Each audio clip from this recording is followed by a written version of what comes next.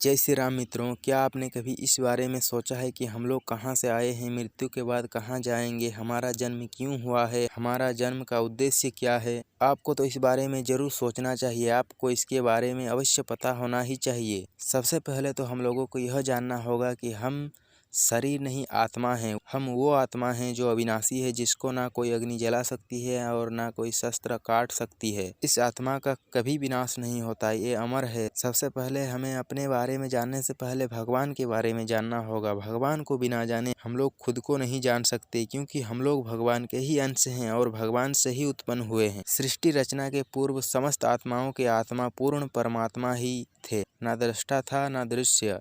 वे ही दृष्टा होकर देखने लगे, परंतु उन्हें दृश्य दिखाई न पड़ा, क्योंकि उस समय वे ही अद्वितीय रूप से प्रकाशित हो रहे थे। ऐसी अवस्था में वे अपने को असत के समान समझने लगे। वस्तुतः वे असत नहीं थे, क्योंकि उनकी शक्तियाँ ही सोई थी।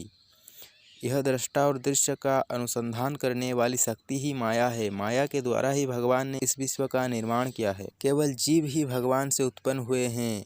ये सृष्टि तो भगवान की माया से ही उत्पन्न हुआ है। हम लोग को जन्म देने वाले माता पिता हमसे क्या चाहते हैं? वे हमसे यही चाहते हैं कि हम लोग उनसे प्रेम करें और उनकी सेवा करें। ठीक इसी प्रकार भगवान भी हम लोग से यही चाहते हैं कि हम लोग उनसे प्रेम करें और उनकी सेवा करें। लेकिन हम जन्म के बाद भगवान को भूल जाते हैं और संसार में इस तरह आसक्त हो जाते हैं कि भगवान के अस्तित्व पर ही प्रश्न उठाते हैं। ये मनुष्य जीवन बहुत दुर्लभ है। देवता लोग भी इसे पाने की चाह रखते हैं, लेकिन हम मूर्ख लोग इस जीवन को ऐसे ही व्यर्थ कर देते हैं। अगर देखा जाए तो इस पृथ्वी पर सब लोग इंद्रतृप्ति के पीछे ही पड़े हैं, भक्तों को छोड़कर। लेकिन हमें ये समझना होगा कि इन सांसारिक वस्तुओं से हम लोग सुखी नहीं हो सकते, क्योंकि इच्छाओं का कोई अंत नहीं है। एक इच्छा पूरा होने के बाद दूसरा इच्छा पूरा होने के बाद तीसरा, इस तरह इच्छाएं बढ़ती ही रहती हैं। भगवान को भूलकर हम लोग तरह तरह के कर्म करते हैं और इस संसार में जन्म मृत्यु के चक्कर में पड़ जाते हैं।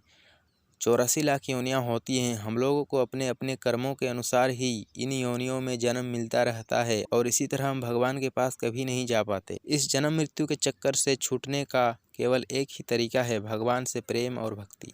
हमें भोगों से मन को हटाकर नित्य निरंतर भगवान की सेवा करनी चाहिए। अपने इंद्रियों को भोगों से हटाकर भगवान की सेवा में लगाना चाहिए, जैसे कि आँखों से भगवान की विग्रह को देखना, कानों से भगवान की कथा सुनना, मुख से भगवान का नाम जपना, कीर्तन करना, भगवान की कथाओं का गान करना, यही जीवन की सार्थकता है। आपके पास जो कुछ भी है उसी से संतोष होकर मन को भगवान में लगाकर नित्य भगवान की चिंतन करें। भगवान को हर पल याद रखें, कभी भूलें नहीं।